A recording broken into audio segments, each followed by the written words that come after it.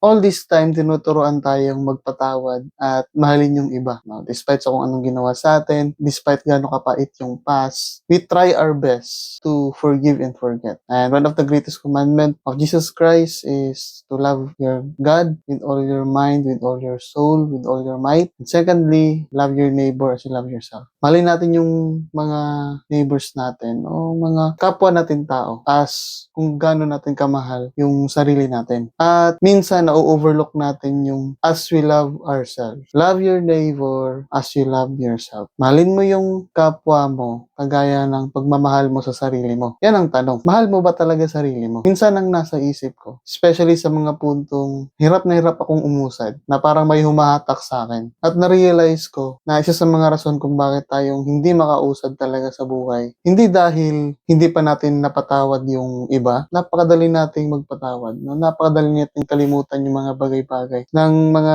nagawa ng ibang tao sa atin. Napakadali niyan, basic yan. Pero ang na-overlook ko ay patawarin ang sarili. Ang na-overlook ko ay patawarin mo na yung sarili mo. Kalimutan mo na na nagawa mo yon. Tawarin mo na sarili mo dahil past na yon. Patawarin mo na sarili mo at matuto na lang sa kung ano nangyari in the past para maka-move forward ka. We are told na magpatawad sa iba. Pero wag mo ring kalimutan na patawarin ang sarili mo. Because you can't pour from an empty cup. English, di ba? Hindi mo kayang magbigay sa iba kung wala ka namang ibibigay. Kasi empty ka. Hindi mo rin kaya magbigay ng total forgiveness kung hindi mo rin napatawad sarili mo. Di ba? Hindi mo rin tunay na minahal yung kapwa mo tao kung hindi mo totoong minahal yung sarili mo. Kaysa sa mga pinaniniwalaan ko, no, na yes, we have to be humble. We have to keep our humility within ourselves towards others. But it's very important as well to forgive ourselves first. Hindi first, no? No, ask forgiveness from God because you have done something wrong. And secondly, forgive yourself to move forward. And if you have moved on already, it's not hard to forgive others as well. Sinubukan ko lang talaga yung lighting ko ngayon.